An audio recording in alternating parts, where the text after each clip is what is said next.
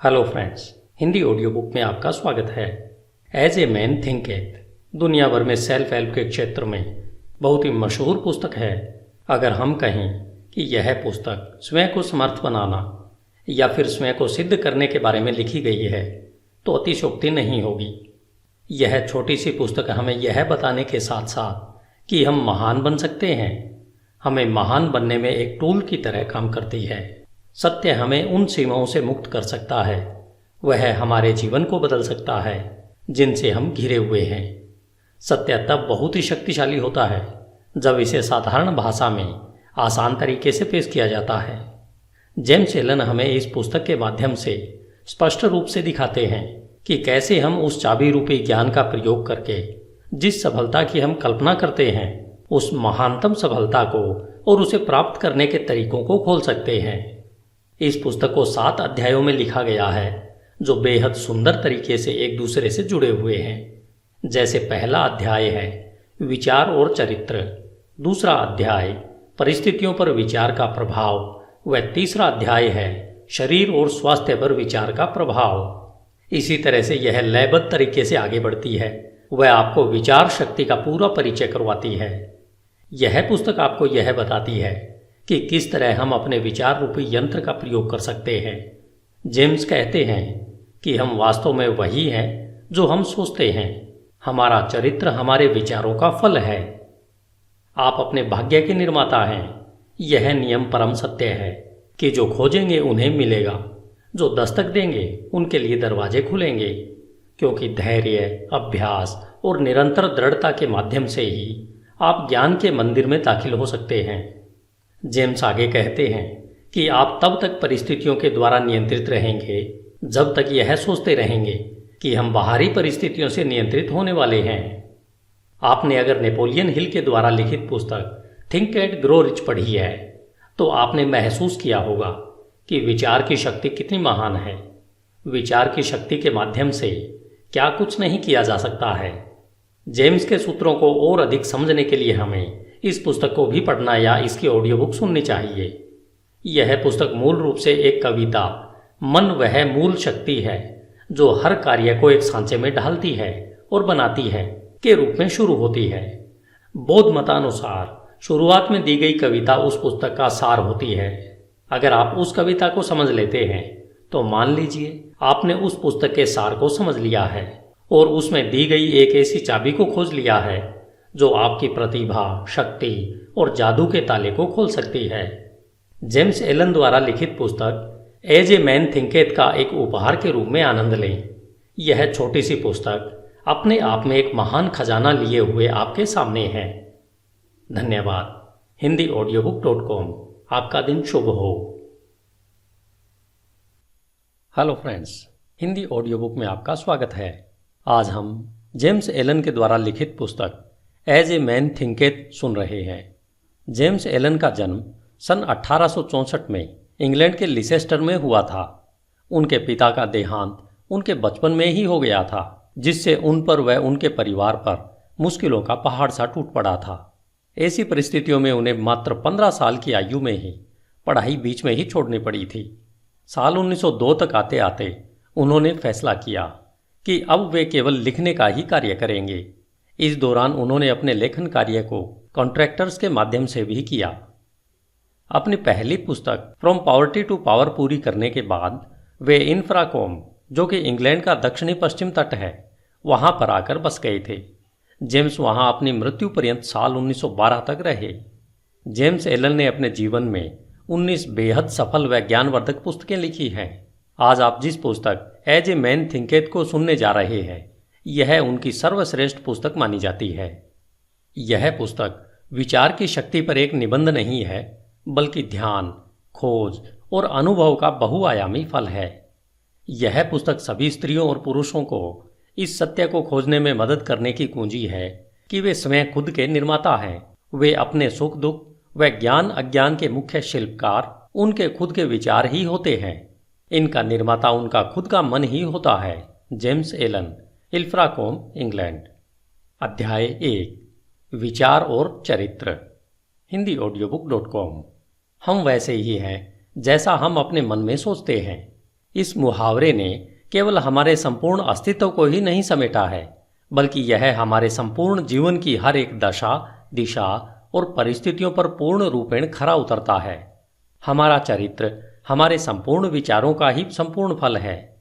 हम वास्तव में वही हैं जो हम सोचते हैं। जैसे बिना बीज के एक पौधा नहीं उग सकता, उसी तरह हमारे विचारों में छिपे हुए बीजों के बिना हमारा कोई भी कर्म उत्पन्न नहीं हो सकता। यह सूत्र उन सभी कर्मों पर भी बिना शर्त लागू होता है जिन्हें हम स्वप्रेरित या अपूर्वयोजित या फिर जिन्हें सोच समझकर किया जाता है। विचारों का मूल कर्म है और यही हमारे सुख दुख का फल है। अतः हम जो भी फल पाते हैं, चाहे वो मीठे हों या कड़वे, ये सभी हमारे विचारों का ही परिणाम होते हैं। हम आज जो भी हैं वह सब हमारे मन में उत्पन्न होने वाले विचारों के द्वारा रचित और निर्मित हैं। यदि हम अपने मन में अज्ञान से ओत प्रोत बुरे विचारों को पनपने देते हैं और सदा उन्हें ही पालते रहते हैं, तो हम अपनी ओर दुख व दर्द को ही आकर्षित कर रहे हैं और जल्द ही हम दुख से घिरे होंगे, जो हमारे बुरे विचारों का ही परिणाम होगा। इसके विपरीत यदि हमारे मन में हम स्वस्थ और हितकर विचार रखेंगे, तो आनंद और सुख हमारा उसी तरह पीछा करेंगे जैसे धूप में परछाई हमारा पीछा करती है। पुरुष और स्त्री किसी नियम के द्वारा कौशल से रची रचना नहीं है, बल्कि ये तो एक उन्नति है। विचारों का जितना प्रभाव पूर्ण और दृढ़ परलोक में है, उतना ही प्रभाव इस भौतिक जगत में भी है। एक महान और ईश्वरीय चरित्र कोई संयोग से नहीं उत्पन्न होता, बल्कि वह लगातार सही ईश्वरीय विचार सोचने और उनसे लगातार संबंध बनाए रखने से संभव है। इसी प्रक्रिया के द्वारा नीच और पशुवृत्ति वाले मनुष्य लगातार पोषित किए जा रहे हैं, जो दुष्ट व घृणित विचारों का ही परिणाम है। हम खुद के विचारों के द्वारा ही अच्छे या बुरे इंसान बनते हैं।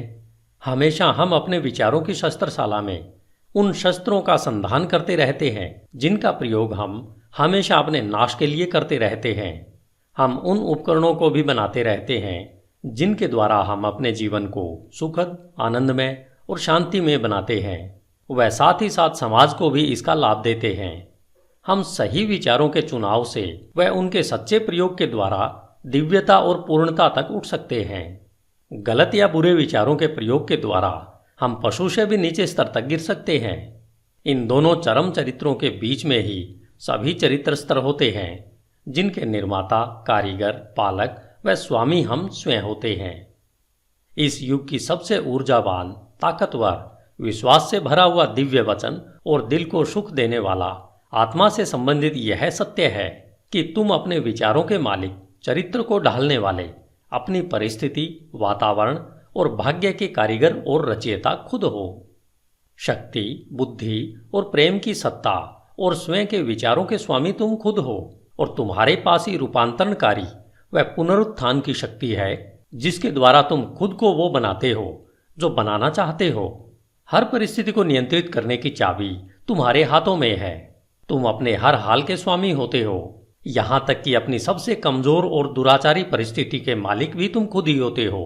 उस समय तुम एक कमजोर और बेकार, मूर्ख घर के मालिक होते हो जो अपने परिवार को गलत ढंग से चला रहा होता है। जब तुम अपनी इस दशा के बारे में सोचते हो और उस सूत्र को जिससे तुम्हारा अस्तित्व है को अपनी पूरी ताकत लगाकर ढूंढते हो, तब तुम एक बुद्धिमान स्वामी के नजरिए से अपनी सभी शक्तियों को बुद्धिमत्ता पूर्वक निर्देशित करते हो और अपने विचारों को एक सुखद, फलदायी रूप देने लगते हो। इसे ही एक बुद्धिमान व जागरूक मालिक कहते हैं, जो अपने विचारों के नियमों को खोजकर अपने जीवन को सही दिशा देता है। इस प्रकार खोज, प्रयोग, आत्मविश्लेषण और अनुभव के द्वारा अपने विचारों के सूत्र खोजकर आप भी एक बेहतरीन मालिक बन सकते हैं। आप जानते हैं कि सोने और हीरे को खोजने के लिए गहन खनन करनी पड़ती है। इसी तरह तुम अपनी आत्मा की खान में गहरा खोदोगे, तभी अपने अस्तित्व से जुड़े हर सत्य जान पाओगे। यदि तुम अपने विचारों को देखो, नियंत्रित करो और उन्हें बदलते हो और दूसरों व अपने जीवन और परिस्थितियों में हो रहे बदलावों के कारण और प्रभावों को महसूस कर, देखकर धैर्यपूर्ण अभ्यास और परख करो। अपने हर अनुभव को, यहाँ तक कि हर दिल के छोटे छोटे बदलावों को भी स्वयं के बारे में आए बदलावों के बारे में जानने के लिए प्रयोग करो, जिससे समझ, बुद्धि और शक्ति जो तुम्हें प्राप्त हो रही है उसे महसूस करो। फिर तुम शायद बिना चूके इस सत्य को सिद्ध कर सकते हो कि तुम अपने चरित्र को बनाने वाले हो, अपने जीवन को सही सांचे में ढालने वाले हो और अपने भाग्य के निर्माता तुम ही हो। इस दिशा में आगे बढ़ते हुए यह नियम परम सत्य है कि जो खोजेंगे उन्हें अवश्य मिलेगा, जो दस्तक देंगे उनके लिए दरवाजे अवश्य खुलेंगे, क्योंकि दृढ़ता, धैर्य और अभ्यास के द्वारा ही तुम ज्ञान के उज्जवल मंदिर में प्रवेश कर सकते हो। धन्यवाद। HindiAudiobook.com। आपका दिन शुभ हो। हिंदी ऑडियो बुक में आपका स्वागत है। अध्याय 2, परिस्थितियों पर विचार का प्रभाव। आप अपने मन को एक बगीचे के समान समझकर या तो उसे बुद्धिमानी से जोत सकते हैं या फिर उसे लापरवाही से अपने आप बढ़ने दे सकते हैं, परंतु उसे चाहे जोता जाए या उसे खाली छोड़ा जाए या उसकी उपेक्षा की जाए, उसमें कुछ न कुछ उगेगा जरूर, या कहें कुछ न कुछ फलीभूत अवश्य होगा। अगर उसमें कोई बीज नहीं बोए जाते तो अनावश्यक व बेकार के खरपतवार के बीज उसमें गिरते रहेंगे और वे उग आएंगे। एक माली अपने बगीचे में अनावश्यक खरपतवार को समय समय पर निकालता रहता है और उसमें वही फल फूल और पेड़ पौधे आदि लगाते हैं जिसकी माली को चाह होती है या कहें आवश्यकता होती है। हमें भी अपने मन रूपी बगीचे को एक माली की तरह लगातार देखभाल करते रहना चाहिए। अशुद्ध, बेकार, अनावश्यक और अनुचित विचारों को पहचान कर अपने मन से निकाल फेंकना चाहिए।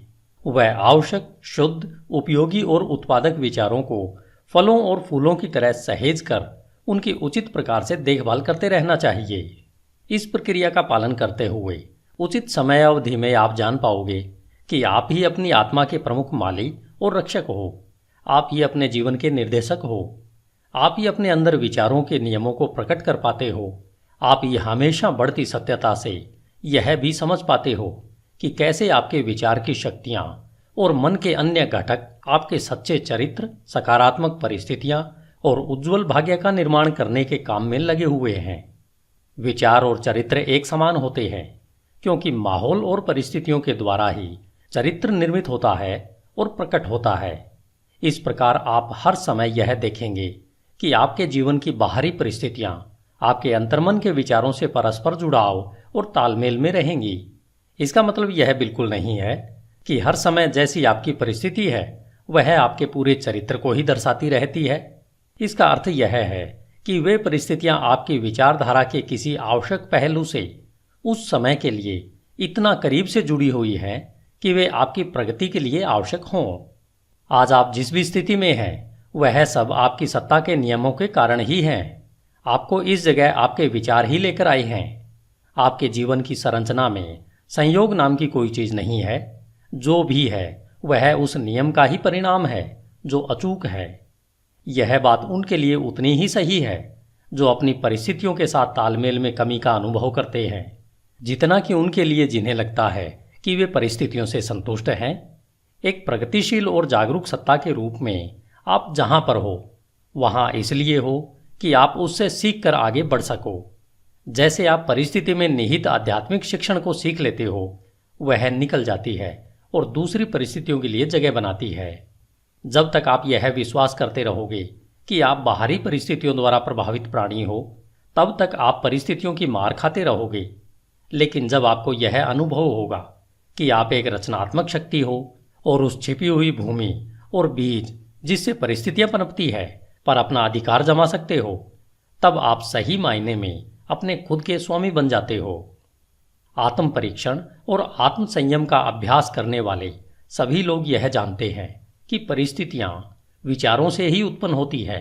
उन्होंने यह देखा है कि उनकी परिस्थितियों में फेरबदल उनकी मानसिक स्थिति में फेरबदल से सीधे अनुपात में होता है।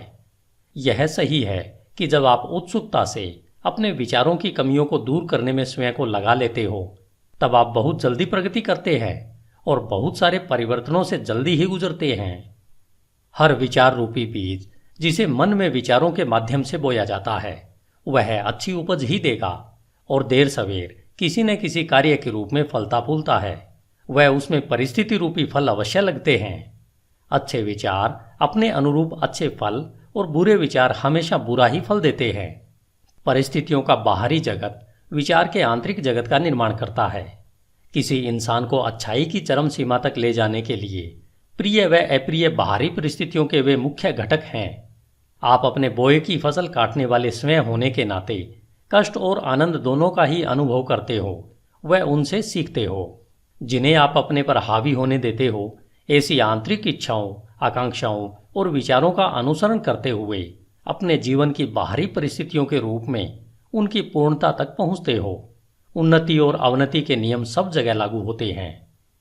कोई भी व्यक्ति जब अवनति के निचले स्तर पर या जेल जाता है तो परिस्थिति की क्रूरता के कारण नहीं, बल्कि अपने तुच्छ विचारों और निम्नतम इच्छाओं के द्वारा जाता है। एक सच्चे मन वाला व्यक्ति एकाएक ही किसी बाहरी शक्ति के दबाव में आकर अपराध से नहीं घिर जाता। उसके मन में आपराधिक सूक्ष्म विचार गुप्त रूप से पनप रहा होता है, जो अवसर मिलते ही अपनी पूरी शक्ति से प्रकट होता है। परिस्थितियां व्यक्ति को नहीं बनाती, बल्कि उस व्यक्ति का विचार जैसा है उसके लिए वैसी परिस्थिति प्रकट करती है। सिवाय हमारे स्वयं के बुरे इरादों के ऐसी कोई भी परिस्थिति नहीं होती जो हमें बुराइयों या कष्ट की ओर नीचे ले जा सके। इसी प्रकार ऐसी भी कोई स्थिति नहीं हो सकती जो हमारी बिना अच्छी और सफल आकांक्षाओं को निरंतर उपजाए हमें पुण्य, सफलता और उससे जुड़े आनंद की ओर ऊपर न उठाए। इस प्रकार से हम यह जान जाते हैं कि अपने विचारों के स्वामी होने के नाते हम स्वयं को बनाते हैं, अपनी परिस्थितियों और वातावरण को आकार देते हैं और उसके रचयिता भी हम ही होते हैं। हम जो चाहते हैं उसे आकर्षित नहीं करते, बल्कि हम उसे अपनी ओर आकर्षित करते हैं जो हम हैं। हमारी महत्वाकांक्षाएं, हमारी पसंद और हमारी इच्छाएं कदम कदम पर निष्फल होती रहती हैं। हमारे आंतरिक विचार और इच्छाएं स्वयं की खुराक, जो चाहे अच्छा हो या बुरा, उसी के द्वारा पोषित होती है। वह दिव्यता जो हमें आकार देती है वह हमारी आत्मा है जो हमारे अंतर्मन में है। हम स्वयं के द्वारा ही बंदी बनाए गए होते हैं। हमारे स्वयं के विचार और कर्म हमारे भाग्य के जेलर हैं। यदि वे तुच्छ हैं तो हमें बंदी बनाते हैं, और अगर वे अच्छे हैं तो हमें मुक्त करते हैं। आपने कभी न कभी यह महसूस अवश्य किया होगा कि हमें वह नहीं मिलता जिसकी हम इच्छा करते हैं या जिसके लिए प्रार्थना करते हैं, लेकिन आपको पता है कि हमें वह मिलता है जो हम सही तरीके से कमाते हैं, क्योंकि हमारी इच्छाएं और प्रार्थनाएं तभी पूर्ण होती हैं जब वे हमारे विचारों और कर्म से तालमेल में होती हैं। इस दृष्टिकोण से देखें तो परिस्थितियों से लड़ने का हमारे जीवन में क्या अर्थ है? इसका सीधा सा अर्थ है कि हम हमेशा बाहरी प्रभावों से लड़ते रहते हैं, वह साथ ही साथ उसके कारणों को अपने मन में पोषित व संरक्षित करते रहते हैं। यह कारण या तो जागरूक बुराई या फिर अजागरूक कमजोरी का रूप धारण कर लेता है, लेकिन चाहे वह जो कुछ भी हो, वह धारण करने वाले के प्रयत्नों को दृढ़ता से रोकता है और किसी हल को खोजने को मजबूर करता है। हम में से ज्यादातर लोग अपनी परिस्थितियों में सुधार लाना चाहते हैं, परंतु स्वयं में बिल्कुल भी सुधार नहीं लाना चाहते, और इसलिए हम बंधन में रहते हैं। यदि हम सच्चे आत्म परीक्षण से मुंह नहीं छिपाएं तो हम कभी भी वह पाने से वंचित नहीं होंगे जो हमारा दिल चाहता है। यह सभी भौतिक विषयों के लिए उतना ही सही है जितना कि दैवी विषयों के लिए। यदि हम केवल संपत्ति प्राप्त करना चाहते हैं तो अपने लक्ष्य को पाने से पहले हमें अपने महान व्यक्तिगत त्याग करने के लिए तैयार होना चाहिए, और हम में से वे सशक्त और शांत जीवन चाहते हैं उनके लिए तो कितना और कुछ करना होगा। कुछ लोग जो गरीबी से बाहर निकलना चाहते हैं वे हमेशा इस बात के लिए व्याकुल रहते हैं कि उनके आसपास का माहौल और घरेलू सुख सुविधाएं सुधरने चाहिए, लेकिन इन परिस्थितियों को बदलने के लिए किए जाने वाले काम से जी चुराते रहते हैं। वे मानते हैं कि अपने मालिक जहां वे काम करते हैं उसे धोखा देते रहते हैं, क्योंकि उन्हें लगता है कि उन्हें बहुत कम तनख्वाह मिलती है, इसलिए वे जो कर रहे हैं वह सही है। ये लोग इस साधारण से मूलभूत सिद्धांत को नहीं समझ पा रहे हैं जो कि सच्ची समृद्धि का आधार है, और न केवल अपनी गरीब स्थिति से बाहर निकलने के लिए योग्य हैं, बल्कि बुरी परिस्थितियों के बारे में सोच सोचकर उसे वास्तव में अपने जीवन में आकर्षित कर लेते हैं। ऐसे लोग कमजोर, आलसी और हमेशा भ्रमित विचारों में जी रहे होते हैं। कुछ अमीर लोग हैं जो पेटुपन की वजह से लगातार दर्दनाक बीमारियों से ग्रस्त हैं। वे इन बीमारियों से छुटकारा पाने के लिए ढेर सारा पैसा खर्च तो करना चाहते हैं, परंतु ज्यादा खाने की आदत को बदलने के लिए तैयार नहीं है।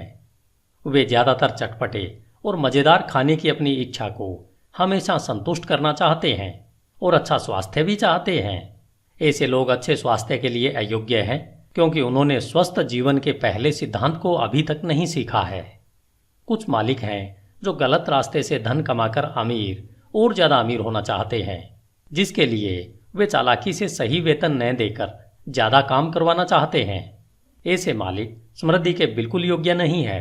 जब इनका प्रतिष्ठा और समृद्धि दोनों ही मामलों में दिवाला निकल जाता है, तब ये लोग परिस्थितियों को दोष देते रहते हैं, लेकिन वे यह नहीं जानना चाहते कि अपनी इस परिस्थिति के वे ही पटकथा लेखक हैं। ये 3 उदाहरण मात्र इस सत्य को बताने के लिए कहे गए हैं कि लोग अपनी परिस्थितियों को बिना जाने निरंतर उन विचारों और इच्छाओं को प्रोत्साहित कर रहे हैं जो उन अच्छे फल से संभवतः तालमेल नहीं खाते हैं जो वे चाहते हैं। वे ऐसा करते हुए अच्छे फल को निरंतर निष्फल कर रहे हैं। ऐसे किस्से कई गुना बढ़ सकते हैं और निरंतर चल सकते हैं, लेकिन इसकी आवश्यकता नहीं है। यदि हम दृढ़ निश्चय कर लें कि हम अपने मन और जीवन में विचार के नियम के क्रम को खोजेंगे, और जब तक ऐसा नहीं होगा तब तक केवल बाहरी तथ्य तर्क के लिए पर्याप्त नहीं हो सकता। परिस्थितियां फिर भी इतनी जटिल है, विचार इतना गहराई से बैठा है और व्यक्ति व्यक्ति में प्रसन्नता की अवस्था इतनी भिन्न है कि हमारी समस्त आत्मदशा, जो हमें पता है, केवल जीवन के बाहरी पहलू के तहत किसी के द्वारा आंकी नहीं जा सकती है। कोई व्यक्ति किन्हीं कार्यों में ईमानदार हो सकता है परंतु अभावग्रस्त है, जबकि दूसरा व्यक्ति कई कार्यों में बेईमान हो सकता है फिर भी खूब संपत्ति हासिल करता है। और इसका अधिकतर मतलब निकाला जाता है कि कोई व्यक्ति इसलिए असफल होता है क्योंकि वह ईमानदार है और दूसरा व्यक्ति इसलिए सफल है कि वह बेईमान है। और यह सतही निर्णय के फलस्वरूप होता है, जो यह मान लेता है कि बेईमान व्यक्ति लगभग पूरी तरह से भ्रष्ट है और ईमानदार व्यक्ति लगभग पूरी तरह से पुण्यात्मा है। गहन ज्ञान और विस्तृत अनुभव के आधार पर यह निर्णय गलत माना जाता है। बेईमान व्यक्ति में भी कुछ ऐसे प्रशंसनीय गुण हो सकते हैं जो दूसरों में नहीं है, और ईमानदार व्यक्ति में कुछ ऐसे दुर्गुण हो सकते हैं, चाहे सूक्ष्म ही क्यों न हो, जो दूसरों में नहीं होते हैं। ईमानदार व्यक्ति अच्छे विचारों और कर्मों के कारण अच्छा फल पाते हैं, परंतु अपने दुर्गुणों के कारण कष्ट का भी अनुभव करते हैं। बेईमान व्यक्ति उसी तरह से कष्ट या हर्ष का अनुभव करता है। मानव अहम को यह मानना अच्छा लगता है कि व्यक्ति अपने सद्गुणों के कारण कष्ट में होता है, परंतु जब तक हम अपने मन से हर रोगी, कटु और अशुद्ध विचार को निकाल नहीं फेंकते हैं और अपनी आत्मा से हर अस्वस्थ दाग को साफ नहीं कर देते हैं, तब तक हम उस स्थिति में नहीं हो सकते हैं जहां हम यह जान पाएं और घोषित कर पाएं कि हमारा कष्ट हमारे बुरे विचारों के कारण है, न कि हमारे अच्छे गुणों के फलस्वरूप है। उस परम पूर्णता के पथ पर पहुंचने से बहुत पहले हमें अपने जीवन और मन में कार्यशील उस महान नियम का पता चल जाएगा जो पूर्णतः न्याय संगत है, जो बुरे के बदले अच्छा या अच्छे के बदले बुरा नहीं देगा। जब हमें ऐसा ज्ञान होता है तब हम यह जान पाते हैं अपने पूर्ण के अज्ञान और अंधेपन को देखते हुए कि हमारा जीवन अभी और सदा से ही न्याय संगत रहा है। हमारे पूर्व के सारे अच्छे या बुरे अनुभव हमारे विकसित होते हुए फिर भी अविकसित आत्मा के ही उचित परिणाम है। अच्छे विचार और कर्म कभी भी बुरे परिणाम नहीं दे सकते, और इसके विपरीत भी इतना ही सही है कि बुरे विचार और कर्म कभी अच्छे सुखद परिणाम नहीं दे सकते। हम प्रकृति जगत में इस नियम को भलीभांति जानते हैं और समझते हैं। वह इसके अनुसार काम भी करते हैं कि आम के बीज से आम का पेड़ ही उगेगा और बबूल के बीज से केवल बबूल का पेड़ ही उगेगा और वैसे ही फल देगा। लेकिन कुछ ही इसे मानसिक व नैतिक जगत में समझते हैं, जबकि हमारे विचारों के मामले में भी यही नियम लागू होता है। वहां भी यह उतना ही सहज व अटल है। इसे न समझने पर हमें परेशानी उठानी पड़ती है, और तब ये नियम हमारी इच्छाओं के अनुरूप सहयोग नहीं देते हैं। कष्ट व पीड़ा गलत दिशा में लगाए गए गलत विचारों का प्रभाव है। यह एक संकेत है कि हमारा अपने आप से, अपने अस्तित्व के नियम से तालमेल नहीं रहा है। कष्ट का एकमात्र और उच्चतम कार्य है शुद्धि करना। वह सब जो बेकार और अशुद्ध है उसे जला देना। वे जो शुद्ध हैं उनके लिए कष्ट खत्म हो जाते हैं। एक बार जब सोने से मैल हट जाता है तो उसे जलाते रहने का कोई मतलब नहीं होता है। और इसी तरह से पूर्ण रूपेण शुद्ध व साक्षात्कारी पुरुष कष्ट में नहीं रहता। वह परिस्थितियां जिनका हम कष्ट से सामना करते रहते हैं वे हमारी मानसिक विसंगतियों का परिणाम है। वे परिस्थितियां जिनका हम कृपा व आनंद से सामना करते हैं, वे हमारी मानसिक संगति का नतीजा है। कृपा, आनंद, मानसिक पवित्रता ही भौतिक संपत्ति की अधिकता का माप नहीं है, और यह भी नहीं कि बुरे विचार ही एकमात्र कष्ट, क्लेश और दुख ही भौतिक संपत्ति की कमी का परिमाप है। कुछ लोग दुखी और अमीर होते हैं, कुछ लोग धन्य और अमीर भी होते हैं। पवित्रता और अमीरी तभी जुड़ते हैं जब धन को सही और विवेक से कमाया और इस्तेमाल किया जाता है। गरीब अधिक पीड़ा का अनुभव तब करते हैं जब उन्हें लगता है कि बिना वजह के उनका बोझ उन पर लाद दिया गया है। गरीबी और भोगाशक्ति दुख या कहीं पीड़ा के दो चरम पहलू है। ये दोनों ही अस्वाभाविक है, मानसिक असंतुलन का नतीजा है। जब तक हम खुश, स्वस्थ और समृद्ध नहीं होते, तब तक हमारी सही अवस्था नहीं होती। खुशी, स्वास्थ्य और समृद्धि का हमारी परिस्थितियों के आंतरिक और बाहरी स्थिति से तालमेल का ही परिणाम है। जब हम शिकायत व तिरस्कार करना बंद कर देते हैं और उस छिपे हुए नियम को जो हमारे जीवन को संचालित करता है उसे ढूंढना शुरू करते हैं, तब हम खुश, स्वस्थ और समृद्ध होना शुरू कर देते हैं। और जब हम अपने मन में उस संचालित करने वाले घटक को अपना लेते हैं, तब हम दूसरों पर अपने कष्ट का कारण होने का आरोप लगाना बंद कर देते हैं और हम सशक्त और स्वस्थ विचारों को अंतर्मन में बढ़ाने लगते हैं। हम परिस्थितियों पर चीखना चिल्लाना बंद कर देते हैं।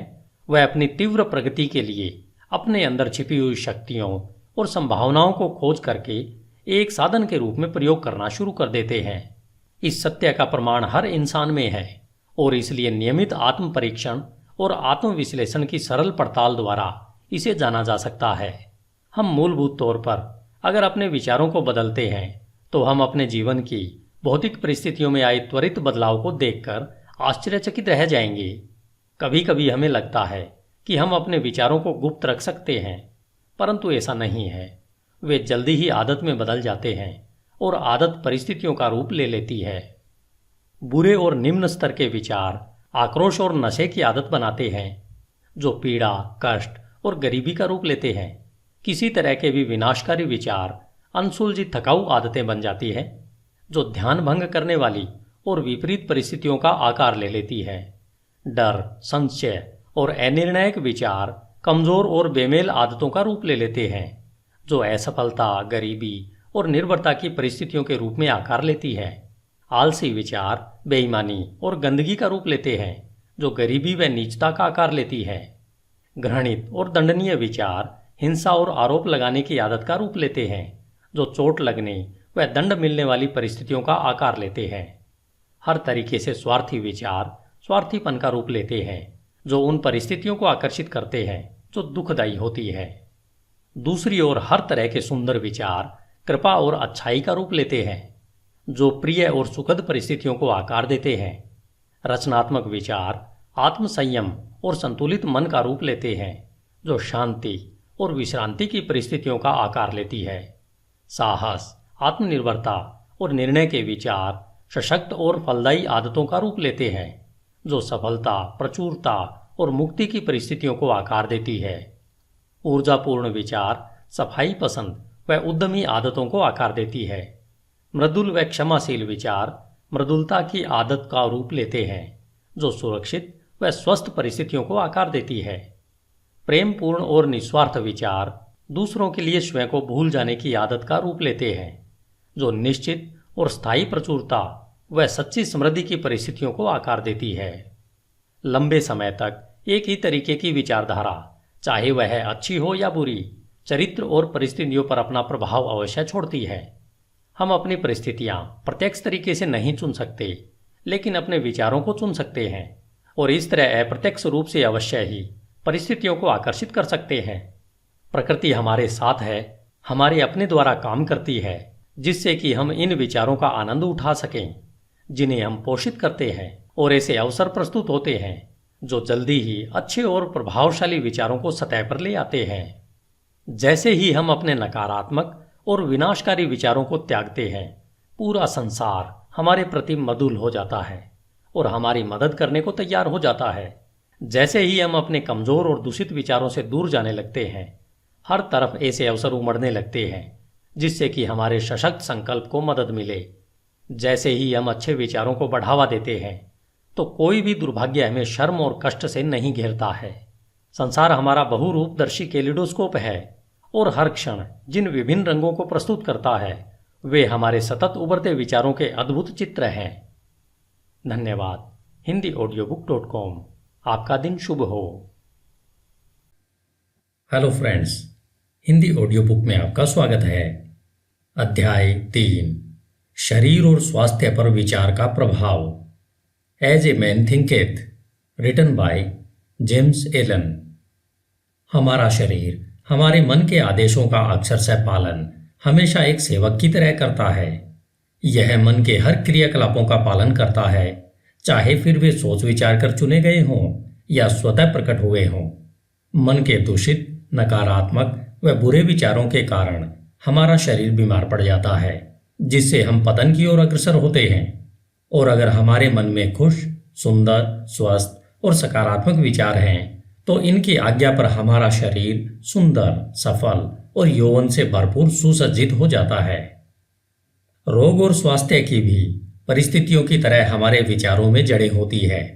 रोगग्रस्त विचार अपने लिए आपके शरीर को बीमार बना लेंगे। समय समय पर हुई रिसर्च में यह पाया गया है कि डर के विचार व्यक्ति को उतनी ही जल्दी मार डालते हैं जितनी जल्दी एक बंदूक की बुलेट। वे लाखों लोगों को निरंतर इसी तरह धीरे धीरे मार रहे हैं। जो लोग किसी जानी पहचानी या अनजान बीमारी के डर में रहते हैं, बीमारी उन्हें देर सवेर अपनी पकड़ में ले ही लेती है। बीमारी की यह चिंता जल्द ही पूरे शरीर को निरुत्साहित कर देती है और रोग को शरीर में प्रवेश करवाने के लिए इसे कमजोर बना देती है। नकारात्मक व अशुद्ध विचार चाहे शारीरिक तौर पर प्रहार न करे, लेकिन नाड़ी मंडल पर नकारात्मक प्रभाव अवश्य डालते हैं और उन्हें कमजोर कर देते हैं। सुंदर, सकारात्मक, शुद्ध व प्रसन्न विचार शरीर को जोश और लावण्य से सुसज्जित करते हैं। शरीर नाजुक और ढलने वाला यंत्र है। यह उन विचारों पर तत्काल प्रतिक्रिया करता है जो उस पर प्रभाव डालते हैं। आपके विचार करने की आदत के कारण विचार किए गए विचारों का प्रभाव आपके शरीर पर अवश्य पड़ता है। चाहे आपने अच्छे या बुरे पर विचार किया हो, प्रभाव अवश्य पड़ेगा। जब तक लोग नकारात्मक विचारों को फैलाते रहेंगे, तब तक उनमें अशुद्ध और जहरीला रक्त बहता रहेगा। शुद्ध हृदय और मनन से शुद्ध जीवन और शुद्ध शरीर उत्पन्न होता है। दूषित व नकारात्मक मन से दूषित व नकारात्मक शरीर व जीवन ही उत्पन्न होते हैं। विचार ही कर्म, जीवन और प्रकटीकरण का स्रोत है। स्रोत को अगर शुद्ध करेंगे तो सब शुद्ध हो जाएगा। अच्छे स्वास्थ्य की चाहत में जो लोग भोजन का तरीका या शैली बदलते हैं, यह तब तक उनकी मदद नहीं करेगा जब तक वे अपने विचारों को नहीं बदल लेते हैं।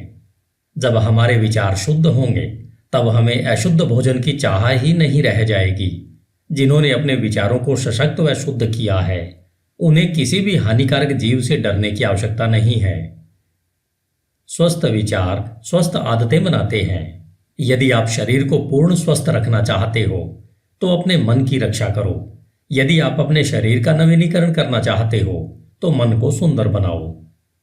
दुर्भावना, ईर्ष्या, निराशा, नकारात्मकता और उदासी के विचार शरीर के स्वास्थ्य और उसकी चमक को लूट लेते हैं। चिड़चिड़ा चेहरा एकाएक नहीं बनता है, वह उग्र विचारों से बनता है। झुर्रियां जो चेहरे पर खराब दिखती हैं, वे मूर्खता, पीड़ा और घमंड के कारण उत्पन्न होती है। आप अवश्य ही किसी न किसी ऐसे बूढ़े चेहरे को जानते होंगे जो तेजस्वी और एक छोटे बच्चे की तरह मुस्कुराहट के साथ चमक से भरा हुआ होगा। और ऐसे चेहरे भी आप अवश्य देखते होंगे जो निराशा की झुर्रियों के कारण उम्र से पहले ही बूढ़े दिखाई देने लगे होंगे। एक चेहरा खुशी व सकारात्मकता का व दूसरा चेहरा नकारात्मकता व बुरे निराशाजनक विचारों का परिणाम है। एक सशक्त शरीर, चमकीला, खुश और शांत चेहरा तब तक ही रह सकता है जब तक आप अपने मन में हर्ष, सद्भावना और शांत विचारों को आने की खुली छूट देते हो। बुजुर्ग लोगों के चेहरों पर सहानुभूति की झुर्रियां होती है जो सशक्त और शुद्ध विचारों से बनती है, लेकिन बहुत सी नकारात्मक भावनाओं द्वारा भी बनती है। इनमें हम तब तक फर्क नहीं कर सकते जब तक उनके विचारों को न जान लें। जिन्होंने धर्मसंगत जीवन जिया है उनका जीवन एक अस्त होते सूर्य की तरह शांतिपूर्ण, स्तब्ध और मृदुल हो चुका होता है। हाल ही में मैंने एक दार्शनिक को उनकी मृत्युशैया पर देखा। वो उम्र के अलावा बूढ़े नहीं थे। उनकी मृत्यु उतनी ही मीठी और शांतिपूर्ण थी जितना उनका जीवन था। शारीरिक बीमारियों को दूर भगाने के लिए खुश दिल विचारों से अच्छा कोई डॉक्टर नहीं है। दुख और शोक की काली परछाई को हटाने के लिए सद्भावना जैसी तसल्ली देने वाली कोई चीज नहीं हो सकती। सदा दूसरों के बारे में बुरा सोचना, द्वेष रखना, शक करना और ईर्ष्या के विचार रखना ऐसा ही है जैसा स्वनिर्मित जेल में रहना।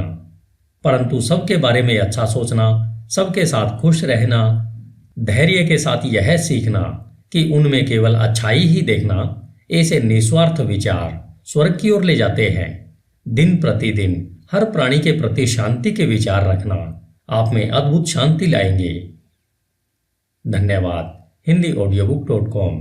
आपका दिन शुभ हो। As a man thinketh, written by James Allen. अध्याय 4, विचार और उद्देश्य। HindiAudiobook.com। जब तक कोई भी विचार उद्देश्य के साथ नहीं जोड़ा जाता तब तक कोई भी प्रतिभा पूर्ण उपलब्धि नहीं बनती। बहुत से लोग अपने उच्चतम विचार जीवन के सागर में दिशाहीन गति से बहने देते हैं। जीवन में विचारों की दिशाहीनता बहुत बुरी होती है। अगर जो लोग विपत्ति और विनाश से दूर रहना चाहते हैं तो उनको इस प्रकार बहने से स्वयं को रोकना होगा।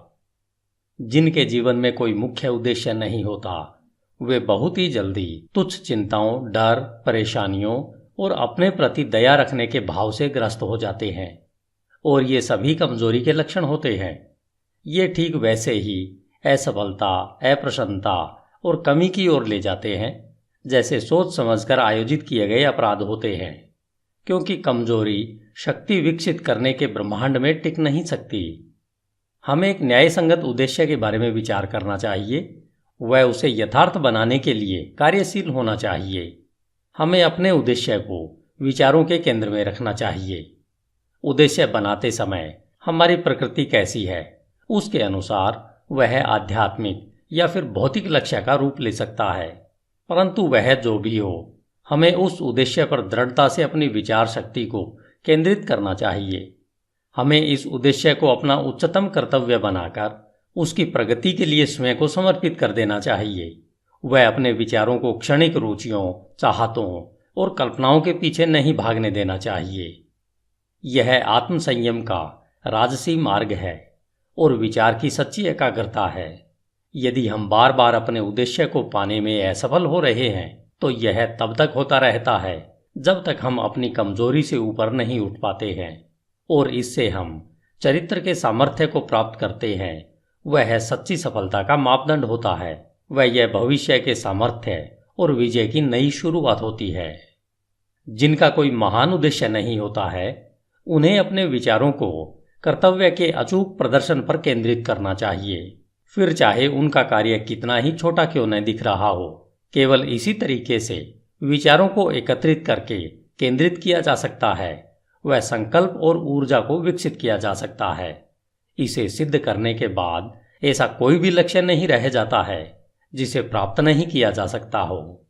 कमजोर आत्मा अपनी कमजोरी को जानते हुए और इस सत्य में विश्वास रखते हुए कि सामर्थ्य प्रयत्न और अभ्यास द्वारा विकसित की जा सकती है, वह तुरंत ही प्रयत्नशील हो जाती है और प्रयत्नों द्वारा सदा विकसित होती रहती है और अंत में दिव्य रूप में सशक्त हो जाती है। जैसे शारीरिक तौर पर कमजोर लोग सतर्क और धैर्यपूर्ण प्रशिक्षण द्वारा अपने आप को सशक्त बना सकते हैं, वैसे ही कमजोर विचार वाले लोग सही सोच का अभ्यास करके अपने आप को सशक्त बना सकते हैं। दिशाहीनता व कमजोरी को दूर करके किसी भी उद्देश्य के साथ सोचना उन सशक्त लोगों की श्रेणी में पहुंचना है जो कि सफलता प्राप्ति के लिए एक मार्ग के रूप में पहचानते हैं और जो सब परिस्थितियों को अपने अनुकूल बनाते हैं और जिनके विचार सशक्त हैं, वे बिना किसी डर से कोशिश करते हैं और कुशलता से उसे प्राप्त करते हैं। अपने लक्ष्य निर्धारण के बाद हमें मानसिक तौर पर उसको प्राप्त करने का एक सीधा मार्ग बिना दाएं बाएं देखे तैयार करना चाहिए। अपने अंदर छुपे हुए संशय व डर को शक्ति से निकाल फेंकना चाहिए। ये वे विच्छेदक तत्व हैं जो प्रयत्न की सीधी रेखा को तोड़कर उसे तिरछा, अप्रभावी व बेकार बना देते हैं। संशय और डर के भाव के विचारों से कभी कुछ भला नहीं हो सकता है। वे हरदम असफलता की ओर ले जाते हैं। उद्देश्य, ऊर्जा, करने की शक्ति और सभी सशक्त विचार तब रुक जाते हैं जब मन में संशय और डर के विचार घुस जाते हैं। कुछ करने की इच्छा इस ज्ञान से उभरती है कि हम कुछ कर सकते हैं। संशय और भय ज्ञान के सबसे बड़े शत्रु हैं और वह लोग जो उसे बढ़ावा देते हैं उन्हें मारते नहीं बल्कि वे हर कदम पर निष्फल होते रहते हैं। जिन्होंने संशय और भय पर विजय पा ली है उन्होंने असफलता को जीत लिया है। उनका हर विचार सामर्थ्य से जुड़ा हुआ है और सभी परेशानियों का साहस के साथ सामना कर उन्हें बुद्धिमानी से वश में किया जा सकता है। उनके उद्देश्य वातावरण के हिसाब से बोए जाते हैं और वे ऐसे फल फूल देते हैं जो समय से पहले नहीं गिर जाते हैं। बिना किसी भय के उद्देश्य से जुड़ा हुआ विचार रचनात्मक शक्ति बन जाता है। वे जो यह जानते हैं वे तैयार हैं भटकते विचारों और उतरते चढ़ते संवेदनाओं की गठरी से ज़्यादा कुछ उच्चतम और सशक्त बनने के लिए जो यह करते हैं। अपने विचारों को अपने उद्देश्य के साथ जोड़ते हैं। वे अपनी मानसिक शक्ति के जागरूक और बुद्धिमान शासक बन जाते हैं। धन्यवाद। HindiAudiobook.com। आपका दिन शुभ हो।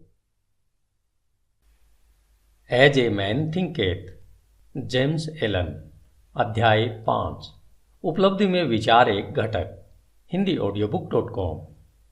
आप जो भी पाते हो या पाने में असफल होते हैं तो यह सब आपके विचारों का सीधा सीधा नतीजा है। इस न्यायपूर्ण व्यवस्थित संसार में जहां संतुलन की कमी विनाश ला सकती है वहां व्यक्तिगत जिम्मेदारी अवश्य पूर्ण होनी चाहिए। आपकी ताकत या कमजोरी, सफलता या असफलता, जय या पराजय, सुख या दुख जैसी कोई भी दशा केवल आपकी ही है, किसी दूसरे की नहीं है। जैसा आप सोचते हैं वैसे ही आप हो। जैसा आप सोचते रहते हैं वैसे ही आप बन जाते हैं। सशक्त लोग कमजोर लोगों की मदद तब तक नहीं कर सकते जब तक कमजोर लोग मदद लेने के लिए तैयार नहीं होते। जिस मजबूती को वे दूसरों में देखते हैं उन्हें अपने प्रयत्नों के द्वारा उस सामर्थ्य को विकसित करना होगा। केवल और केवल हम खुद ही अपनी दशा को बदल सकते हैं।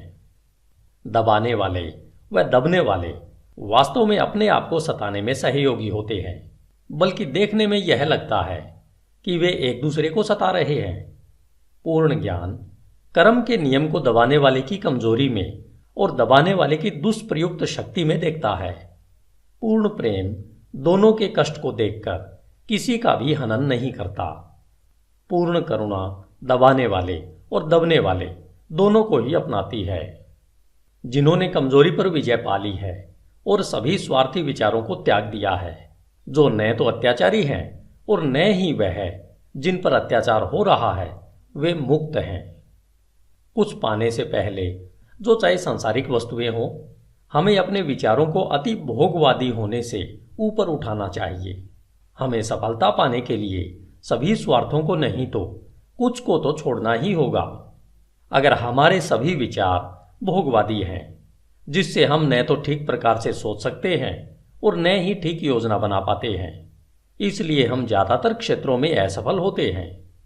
हमने अभी तक अपने विचारों को प्रभावशाली तरीके से नियंत्रित नहीं किया है और इसलिए हम गंभीर जिम्मेदारियों को अपनाने के योग्य नहीं होते। हम न तो अकेले कोई कार्य करने में स्वतंत्र हैं और न ही अकेले खड़े रहने में। हमने जो विचार चुने हैं हम उनके द्वारा सीमाबद्ध हैं। बिना त्याग के न तो प्रगति हो सकती है न कोई उपलब्धि मिल सकती है। वह हमारी सांसारिक सफलता इस बात के सीधे अनुपात में होगी कि हमने किस हद तक स्वार्थी भोगाशक्त विचारों पर काबू पा लिया है और अपने मन को अपनी योजनाओं के विकास और अपने संकल्प और आत्मविश्वास को सशक्त करने में लगाया है। हम जितनी उच्चता अपने विचारों में लाएंगे उतने ही ज्यादा धर्म संगत, सही और आदर्शवादी हम बन पाएंगे और उतनी ही ज़्यादा हमारी सफलता होगी। वह हमारी उपलब्धियां उतनी ही अधिक आशीर्वादित व स्थायी होंगी। लोभी, बेईमान व दुष्ट इंसान का साथ ब्रह्मांड कभी नहीं देता, लेकिन सरसरी तौर पर लग सकता है कि ऐसा हो रहा है। वह ईमानदार, उदार हृदय व पुण्यात्मा की मदद करता है। समस्त योगों के महान शिक्षकों ने यह अलग अलग तरीके से दुनिया को बताया है कि इसको जानने व सत्य साबित करने के लिए आपको विचारों को उच्च करके अपने आप को पुण्यात्मा बनाने में कार्यरत रहना है। बौद्धिक उपलब्धियां ज्ञान की खोज या जीवन और प्रकृति में सुंदरता व सत्य की खोज में अर्पित विचारों का नतीजा है। ऐसी उपलब्धियां कई बार महत्वाकांक्षाओं व अभिमान से जोड़ी जा सकती हैं, परंतु वे इन विशेषताओं का परिणाम नहीं है, वरन लंबे और कठिन परिश्रम का व शुद्ध और निस्वार्थ विचारों का स्वाभाविक नतीजा है। आध्यात्मिक उपलब्धियां पवित्र महत्वाकांक्षाओं की सिद्धि है। जो लोग लगातार पुण्य व उच्च विचारों की भावना रखते हैं, जो उन सब पर चिंतन करते हैं जो शुद्ध व निस्वार्थ हैं, सूर्य और चंद्र की पूर्णता की तरह अवश्य ही अपने चरित्र में पुण्यात्मा व ज्ञानी बनते हैं और एक प्रभावशाली और धनी स्थिति तक ऊपर पहुंचते हैं। हम संसार में उच्च सफलता पा सकते हैं और आध्यात्मिक लोक में भी उच्च स्थिति तक उठ सकते हैं, और दंभी, स्वार्थी व दूषित विचारों को अपने में समाकर हम कमजोर और दुर्भाग्यशाली स्थिति में गिर सकते हैं। सही विचार द्वारा प्राप्त विजय को केवल सार्थकता द्वारा ही बनाए रखा जा सकता है। जब सफलता मिलना तय होता है तो बहुत से चूक जाते हैं और शीघ्र ही असफलता को चखते हैं। समस्त उपलब्धियां चाहे व्यापार, बौद्धिक या आध्यात्मिक जगत में हो, निश्चित रूप से निर्देशित विचारों का फल है और उसी नियम के अधीन है और उसका वही तरीका है। फर्क सिर्फ प्राप्ति के लक्ष्य में है। वे जिन्हें बहुत कम मिलता है उन्हें थोड़ा त्याग भी करना चाहिए, और जो ज्यादा प्राप्त करते हैं उन्हें ज्यादा त्याग करना चाहिए। वे जिन्हें उच्चतम मिलता है उन्हें महान त्याग करना चाहिए। धन्यवाद। HindiAudiobook.com। आपका दिन शुभ हो। As a man thinketh, James Allen. अध्याय 6। परिकल्पनाएं और आदर्श। स्वप्न देखने वाले इस संसार के मसीहा हैं। जिस तरह से दृश्य जगत अदृश्य द्वारा पोषित है, उसी तरह मानवता सभी परीक्षाओं, गलतियों और कष्ट में उसके योगी स्वप्न देखने वालों की सुंदर परिकल्पनाओं द्वारा पोषित होती है। मानवता अपने स्वप्न दृष्टाओं को भूल नहीं सकती। वे उनके आदर्शों को ऐसे ही फीका पड़कर मर जाने नहीं दे सकती। वह उनमें रहती है। वह उन्हें वास्तविकताओं जैसा मानती है, जैसे कि एक दिन वह उन्हें देखेगी और जान पाएगी। संगीतकार, मूर्तिकार, चित्रकार, कवि, पैगंबर, ऋषि ये जगत के परे की दुनिया के बनाने वाले हैं, स्वर्ग के शिल्पकार हैं। यह जगत सुंदर है क्योंकि ये इसमें रहते हैं। उनके बिना श्रमकारी मानवता मिट जाएगी। जो अपने हृदय में एक सुंदर परिकल्पना को व उच्च आदर्श को संजोते हैं, एक दिन उसे साकार कर पाएंगे। कोलंबस ने एक दूर देश की कल्पना को संजोया था और उसने उसे खोज निकाला। कोपरनिकस ने संसारों की अनेकता और एक विस्तृत ब्रह्मांड के होने की परिकल्पना को पोषित किया था और उसने उसे प्रकट भी किया। भगवान बुद्ध ने निष्कलंक सुंदरता और पूर्ण शांति के आध्यात्मिक जगत की परिकल्पना को संजोया था और उन्होंने उसमें प्रवेश भी किया। अपनी परिकल्पनाओं को पोषित करो, अपने आदर्शों को पोषित करो। तुम्हारे हृदय में जो संगीत उमड़ता है, मन में जो सुंदरता रूप लेती है, तुम्हारे सूक्ष्मतम विचारों को जो खूबसूरती लपेटती है, उसे पोषित करो, क्योंकि उन सब में से हर्षपूर्ण परिस्थितियां और स्वर्गपूर्ण वातावरण पनपेंगे और बढ़ेंगे। यदि तुम इनके प्रति सच्चे रहो तो तुम्हारे संसार का अंततः निर्माण होगा। चाहने से तुम पाओगे, आकांक्षा रखने से प्राप्त करोगे।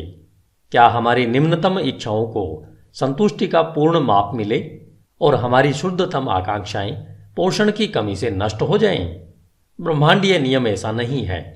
ऐसी दशा में चीजों को प्राप्त नहीं किया जा सकता। मांगो और तुम्हें मिल जाएगा। उच्च स्वप्न देखो और जैसे तुम स्वप्न देखोगे तुम वैसे बन जाओगे। तुम्हारी परिकल्पना उसका वचन है जो तुम एक दिन बन जाओगे। तुम्हारे आदर्श उसकी भविष्यवाणी है जिसे तुम अंत में पर्दा उठाकर देख सकोगे। मानव उपलब्धियां सबसे पहले और लंबे समय तक एक स्वप्न थी। ओक का वृक्ष मंजू फल में छिपा होता है, चिड़िया अंडे में पलती है और आत्मा की उच्चतम परिकल्पना में जागृत देवदूत चलते हैं। स्वप्न वास्तविकता के बीज हैं। तुम्हारी परिस्थितियां हो सकता है प्रतिकूल हों, परंतु वे ऐसा लंबे समय तक नहीं रहेंगी। यदि तुम एक आदर्श को मन में रखकर उसे पाने के लिए जी जान लगा दो, बाहर शांत खड़े रहकर तुम अंतर में यात्रा नहीं कर सकते। एक युवती है और एक युवक है। दोनों ही गरीबी और काम के बोझ तले दबे हुए हैं। लंबे समय तक अस्वस्थ वातावरण वाली वर्कशॉप में बंद, अशिक्षित और सभी प्रकार की शिष्टताओं से कोसों दूर। परंतु दोनों ही बेहतर जिंदगी के सपने देखते हैं और वे बुद्धि, कृपा, शिष्टता और सुंदरता की कल्पना करते हैं। वे मानसिक तौर पर एक आदर्श जीवन परिस्थिति की कल्पना करते हैं, एक विस्तृत स्वतंत्रता की परिकल्पना करते हैं और एक बड़ी आकांक्षा उन पर हावी हो जाती है। व्याकुलता उन्हें कर्म करने के लिए उकसाती है और वे अपने खाली समय व साधनों को, चाहे वे अभी कम है, अपने सोई शक्तियों और साधनों के विकास में लगाते हैं। शीघ्र ही उनके मन इतने परिवर्तित हो जाते हैं कि वह वर्कशॉप उन्हें बांध कर नहीं रख पाती है। उनकी सोच से वह इतनी बेमेल हो जाती है कि वह उनके जीवन से वैसे ही बाहर हो जाती है जैसे कोई कपड़ा उतारकर फेंक दिया जाता है। जैसे जैसे उनके लिए वे अवसर बढ़ते जाते हैं जो कि उनकी विस्तृत होती शक्तियों के कार्य क्षेत्र को समा सकें, वे उससे हमेशा के लिए बाहर निकल जाते हैं। सालों बाद हम उन्हें फिर देखते हैं। बहुत ही विशिष्ट तरीकों में हम उन्हें मन की कुछ एक शक्तियों के अधिकारी पाते हैं जिनके प्रयोग से वे दुनिया भर पर प्रभाव और लगभग अप्रतिम सामर्थ्य से शासन करते हैं। वे अपने हाथों में विशाल जिम्मेदारियों के सूत्रों को थामे हैं। वे बोलते हैं और जीवन रूपांतरित हो जाते हैं।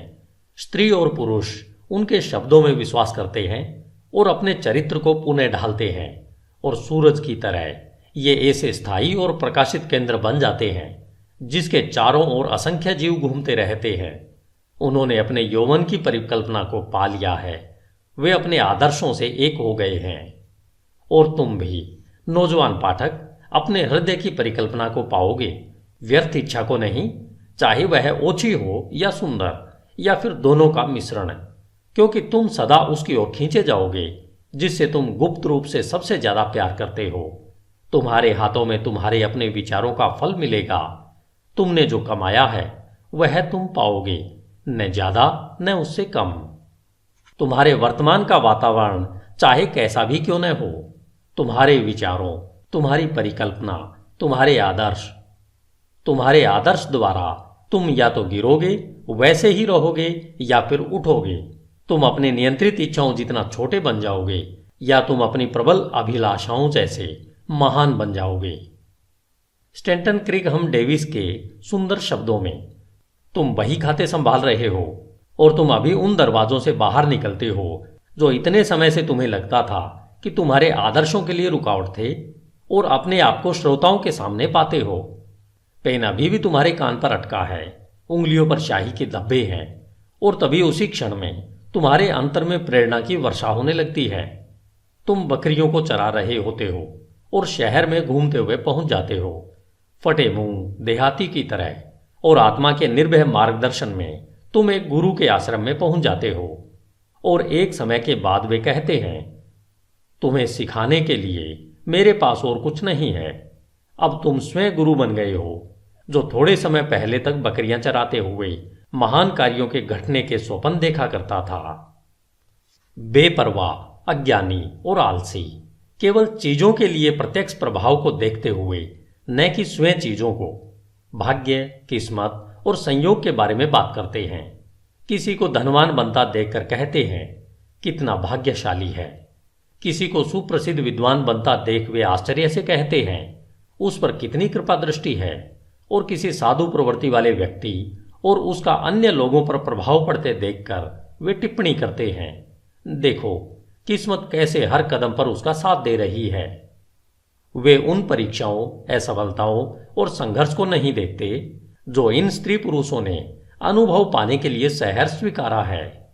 उन्हें इनके द्वारा किए गए त्याग का, साहसिक प्रयत्न का और विश्वास जिसे उन्होंने अपनाया है का जरा सा भी ध्यान नहीं है, जिससे कि वे अलंध्य दिखने वाले लक्ष्य को प्राप्त कर सकें और अपने हृदय की परिकल्पना को पा सकें। उन्हें मन के अंधकार और दिल के टूटने का कोई एहसास नहीं होता। उन्हें केवल प्रकाश और प्रसन्नता दिखती है और वे उसे भाग्य कहते हैं। वे लंबी और कठिन यात्रा नहीं देखते, केवल सुखी परिणाम को देखते हैं और वे उसे सद्भाग्य कहते हैं। वे प्रक्रिया को नहीं समझते, केवल नतीजा देखते हैं और उसे संयोग कहते हैं। हर मानव कार्य में प्रयत्न है और फल भी है, और प्रयत्न कितना सशक्त है इसे फल से मापा जाता है। यह कोई संयोग नहीं है। कहे जाने वाले उपहार, शक्ति, भौतिक, बौद्धिक और आध्यात्मिक अधिकार प्रयत्न के हैं। वे पूर्ण किए हुए विचार हैं, प्राप्त किए हुए लक्ष्य हैं, साकार परिकल्पनाएं हैं। वह परिकल्पना जिसकी तुम अपने मन में प्रशंसा करते हो, वह आदर्श जिसे तुमने अपने हृदय में विराजित कर रखा है, उससे तुम अपने को बनाओगे और यही तुम बन जाओगे। धन्यवाद। HindiAudiobook.com। आपका दिन शुभ हो। As a man thinketh, James Allen. अध्याय 7, प्रशांति। HindiAudiobook.com। मन की शांति ज्ञान का एक सुंदर मणि है। वह आत्मसंयम के लंबे और धैर्यपूर्ण प्रयत्न का नतीजा है। उसकी उपस्थिति परिपक्व अनुभव का और नियम व विचारों के उच्च ज्ञान व कार्यकलाप का चिन्ह है। हम उसी मात्रा में शांत होते हैं जितना हम विचार विकसित अस्तित्व के रूप में स्वयं को समझते हैं, क्योंकि ऐसा ज्ञान विचार के फलस्वरूप निश्चित ही दूसरों को समझने की क्षमता रखता है। और जैसे हम सही समझ को विकसित करते हैं और कारण व प्रभाव के आधार पर आंतरिक भावनाओं व विचारों को अधिक स्पष्टता से समझते हैं, हम चीखते चिल्लाते नहीं और चिंतित व दुखी नहीं होते। हम संतुलित, वचनबद्ध और शांत रहते हैं। वे लोग जो शांत हैं, जिन्होंने स्वयं को नियंत्रित करना सीखा है, जानते हैं कि स्वयं को दूसरों के माफिक कैसे बनाया जाए, और ये दूसरे बदले में शांत लोगों की आध्यात्मिक सामर्थ्य का सम्मान करते हैं और यह सोचते हैं कि उससे सीख सकते हैं और उस पर भरोसा कर सकते हैं। जितने अधिक प्रशांत हम बन जाते हैं, उतनी अधिक हमारी सफलता, हमारा प्रभाव व अच्छाई के लिए हमारा सामर्थ्य होता है। उदाहरण के लिए, साधारण सी बिक्री करने वाले लोग भी जैसे जैसे अपने आत्मनियंत्रण और समभाव को बढ़ा देंगे, उनकी व्यावसायिक प्रचुरता बढ़ती जाएगी, क्योंकि लोग ऐसे लोगों के साथ ही काम करना पसंद करेंगे जिनका व्यवहार अच्छा व स्थिर है। सशक्त और शांत लोगों को सदा सम्मान मिलता है, वह उनसे प्यार किया जाता है। वे प्यासी भूमि में छांव देने वाले पेड़ या फिर तूफान में पनाह देने वाली चट्टान की तरह होते हैं। शांत हृदय, मीठा स्वभाव व संतुलित जीवन किसे पसंद नहीं है। इससे कोई फर्क नहीं पड़ता कि वर्षा होती है या सूरज चमकता है, या इन आशीर्वादों को पाने वालों के जीवन में क्या परिवर्तन आते हैं। वे हरदम मधुर और शांत रहते हैं।